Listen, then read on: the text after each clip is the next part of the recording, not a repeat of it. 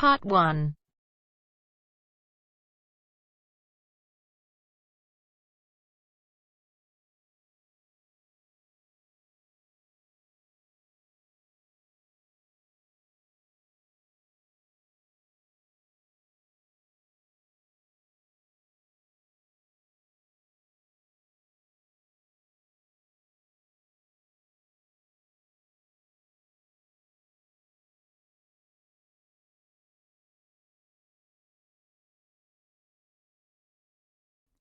You will hear a number of different recordings, and you will have to answer questions on what you hear.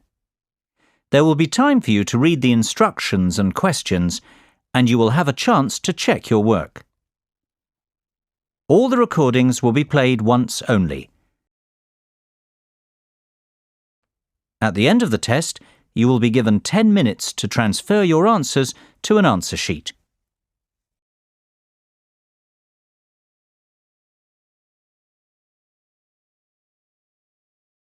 You will hear a telephone conversation between a customer and an overseas shipping agent.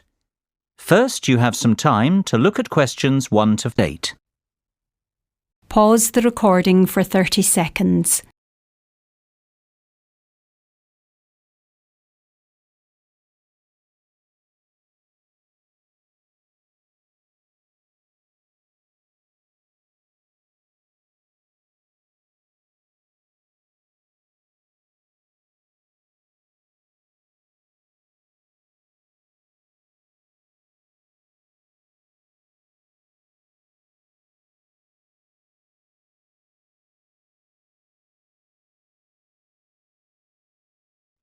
You should answer the questions as you listen, because you will not hear the recording a second time. Listen carefully and answer questions 1 to 8. Good afternoon, Denham's Shipping. How can I be of service? Well, I wish to inquire about sending a container of personal items from the UK to Ireland. No problem. Would you like me to give you an estimate of the cost? Yes, please. Well, first of all, may I take your details? Of course. My name's Tim Lafferty. Could you spell your surname for me, please, Tim? Yes, it's Lafferty. Lafferty. Thank you, Tim. Now, where would you like us to pick your container up from? My university, if possible. OK. Let me make a note of the address. It's Abbeyfield University. Is that Abbeyfield?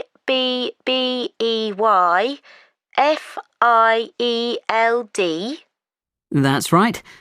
Park Street, Brighton. Perfect. And may I take down your postcode too? It's BR8 9P3.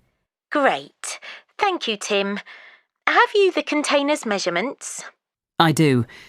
It's approximately 2.5 metres long by 1.25 metres wide. I see. Quite a big one then.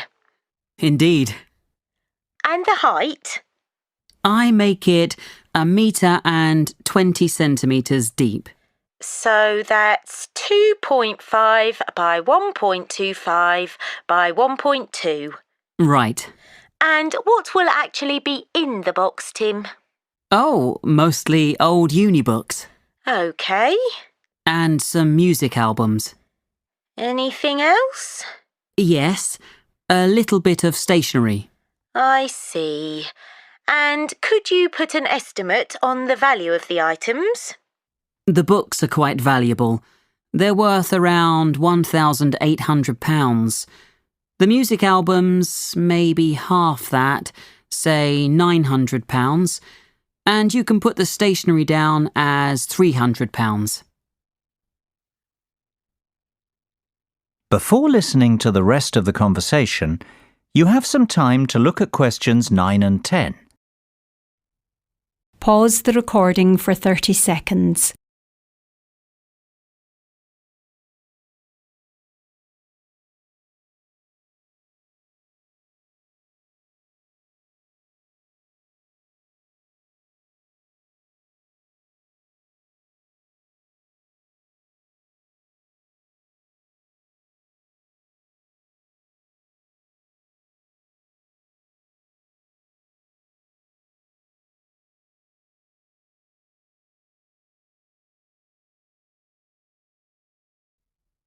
Now listen and answer questions 9 and 10. OK. And will you be purchasing contents cover from us also? I'm not sure what you mean. Sorry, let me explain. Because your items are worth more than £2,000, we recommend that you purchase insurance to cover yourself in the event of damage or loss. Makes sense. What are my options?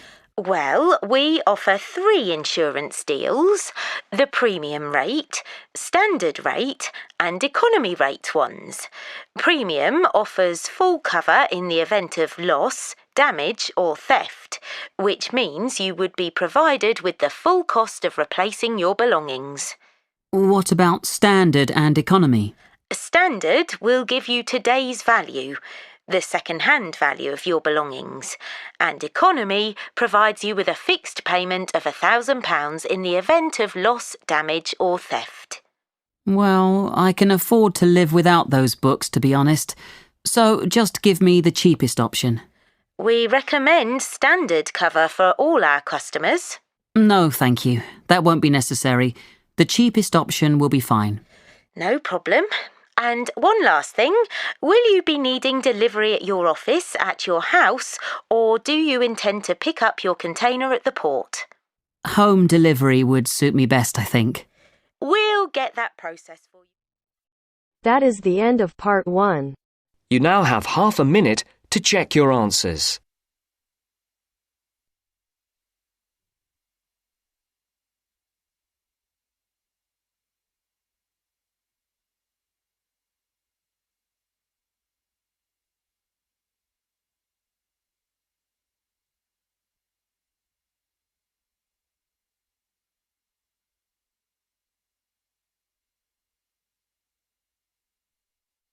Now turns to part 2. Part 2. You will hear a tour guide talking to her tour group. First, you will have time to look at questions 11 to 15. Pause the recording for 30 seconds.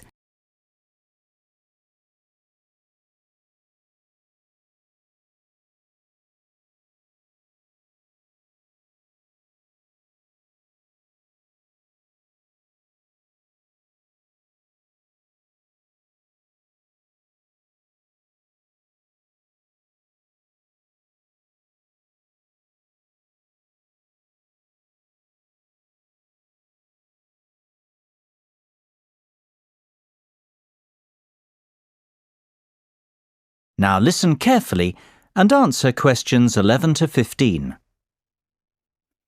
Well, we certainly have a busy day ahead of us, so let's get started, shall we?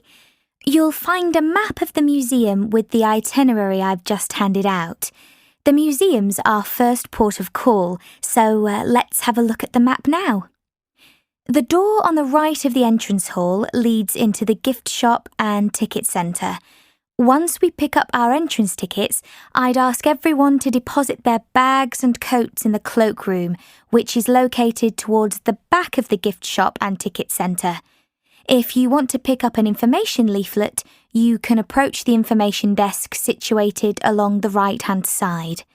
Now, once you come back into the entrance hall, the door on the opposite side to the gift shop leads into the art gallery. There is a special exhibition on there at the moment which is not to be missed. If you continue on up the entrance hallway, that leads into the main exhibition centre.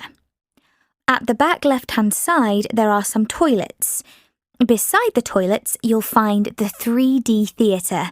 I strongly recommend that you make time for the 30-minute presentation in the theatre. It is well worth a viewing. Running along the right-hand side of the main exhibition centre is the Modern Art Studio. Here, not only can you view some of the most famous works of the 20th century, but you can also sit in on a workshop run by a local artist. So, that's the art museum. Before you hear the rest of the discussion, you have some time to look at questions 16 to 20.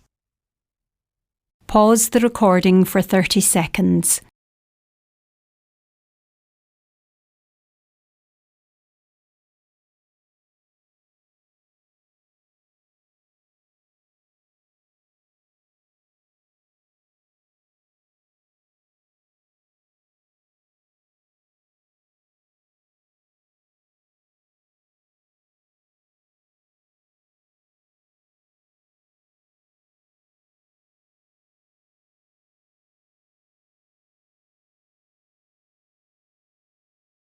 Now listen and answer questions 16 to 20. Next on the itinerary is the aquarium. Depending on how long we spend at the museum, we might have to give this one a miss. It's not what I'd call a highlight of the day, but it would be a shame if we didn't get to see it, as it's en route to the Solheim Country Club, where we're booked in for lunch at 1 o'clock. Originally, we had planned to stop off at the Milltown Winery afterwards, but we've had to scrap that plan. Otherwise, we'd never get to the zoological gardens before closing time. We have pre-booked the gardens and must be there by 2:30, so no dilly-dallying please after lunch. Straight back onto the bus. The gardens close at 3:30, so we've an hour there, which should give us ample time to look around. Time allowing, we'll stop off at the famous Stout Brewery after that, if traffic isn't too heavy, and we're in Lincoln before 5. If not, we'll head straight for the National Concert Hall, where you're in for a real treat of an evening, with a performance from the world-renowned cellist, Andrei Borovsky. We have to be in our seats by 6:30 sharp. After that, it's back to the hotel for the night, where a buffet meal will be waiting for us at 8:30, or whenever we get back. That is the end of part 2. You now have half a minute to check your answers.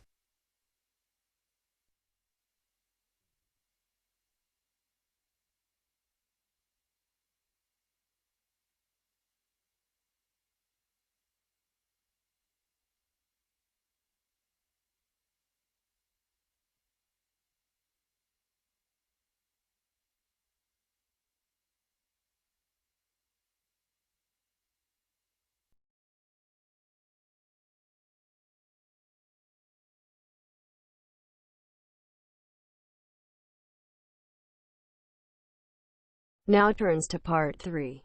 Part 3. You will hear a discussion between two design students and their tutor on a practical assignment. First, you have some time to look at questions 21 to 25. Pause the recording for 30 seconds.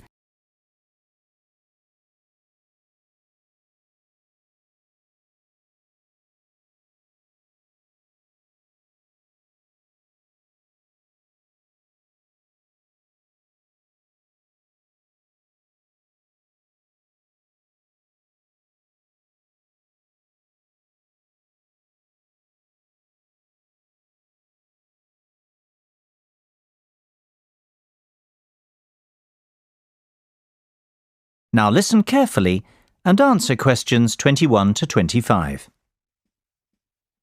So, have you chosen a product yet?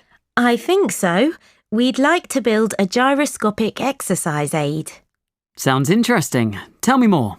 Well, we did some research and were amazed to discover the sheer range of applications for gyroscopic technology. Gyroscopes are used in laser and optical devices and can be found in many consumer appliances too. Right. Tell me about this product specifically, though. The aim of the assignment is to create something practical, functional, and beneficial for consumers. Justify your decision. Well, we believe we can design and build a cheap and effective muscle strengthening aid by taking advantage of the inertial forces created by a gyroscope. Yes. What we want to do is design a ball which can be held in the palm. Within the ball, there will be a simple gyroscope. This gyroscope can be set in motion by movement of the lower arm and wrist together in sync. The device will not require any external power source because it will be sustained by the movement of the arm and wrist. This will create considerable resistance and an excellent lower arm strengthening aid. It will be simple to design and cheap to produce, yet extremely effective. This all sounds very good. I'm impressed. Thanks, Mark. We're glad you like it. I think we're really onto something here. Our research has told us there's nothing comparable in the market and that a product like this would have multiple uses. Not only could it be used as an everyday toning and exercise device, it could also be beneficial to people in rehabilitation who have suffered serious lower arm injuries. We see the product being marketed towards high-performance athletes, like tennis and golf players, for whom lower arm strength is vital too. Before you hear the rest of the discussion, you have some time to look at questions 26 to 30. Pause the recording for 30 seconds.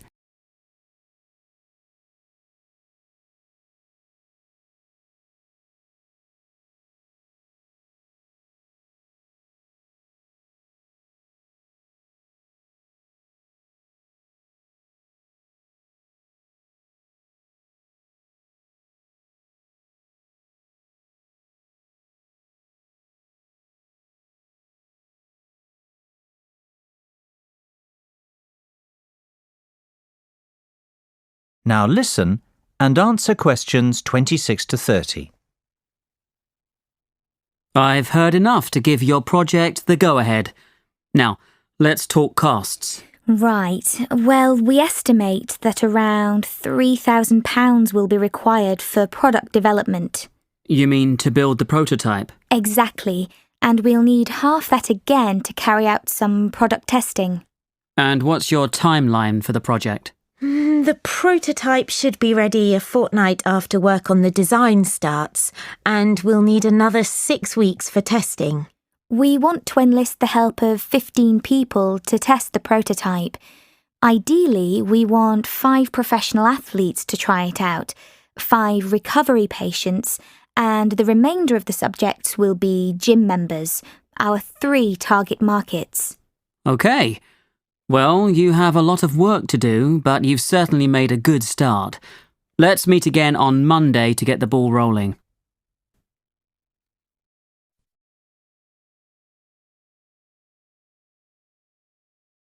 That is the end of part 3. You now have half a minute to check your answers.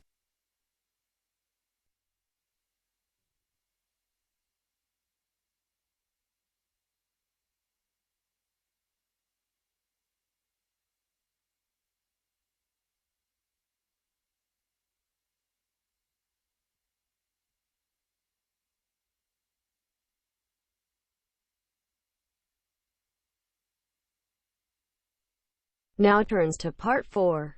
Part 4.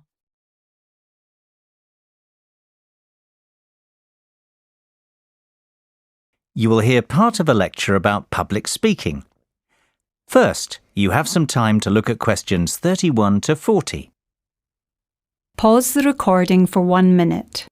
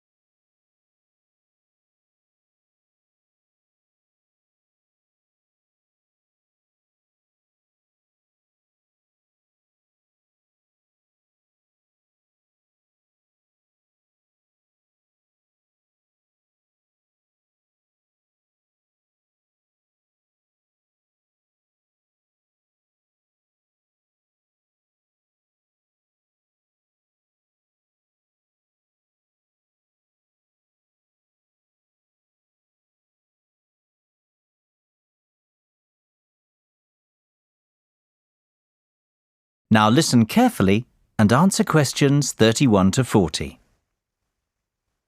It is only natural to feel somewhat nervous before giving a speech, and while a few nerves never did any harm, and can in fact prove beneficial, letting your nerves overcome you can be detrimental.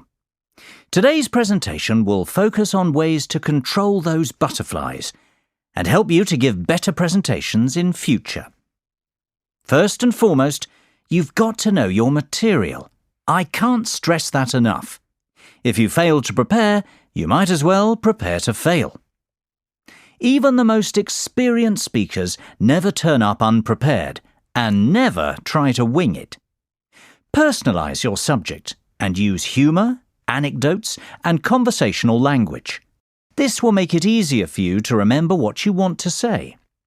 Secondly, practice, practice, practice. Rehearse well in advance, and preferably out loud, and with all the equipment you plan on using. Practice your timing, when to pause and when to breathe, and prepare for the unexpected. Something always goes wrong, especially when you're relying on technology, so always have a backup plan. Get to know your audience before you have to stand up in front of them. Meet and greet them on the way in, perhaps. It is much easier to talk to a group of friends than a group of strangers. And, just as importantly, know your room as well. Arrive early, pace the speaking area, and practice using the microphone and visual aids. The hardest part is trying to relax. Never rush straight into your speech. Begin slowly and address the audience first. In fact, even before you start, take a few deep breaths.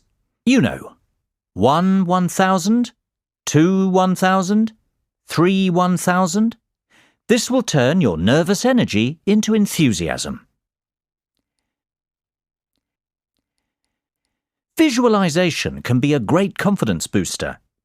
Visualize yourself making the speech in the way that you intend. Imagine your voice loud and confident, and picture the audience clapping and rooting for you. Remember, people want you to succeed. The audience wants to hear an interesting and insightful speech. They aren't hoping you make a fool of yourself. Whatever you do, avoid making unnecessary apologies. If you make a mistake or two, forget about it. Few will notice, and it will all be forgotten before too long. People often forget the importance of body language. Don't underestimate this. Your words carry far less meaning than your delivery. Success is defined by your intonation and confidence. If you come across as a confident person, people will listen to you. You will command their attention.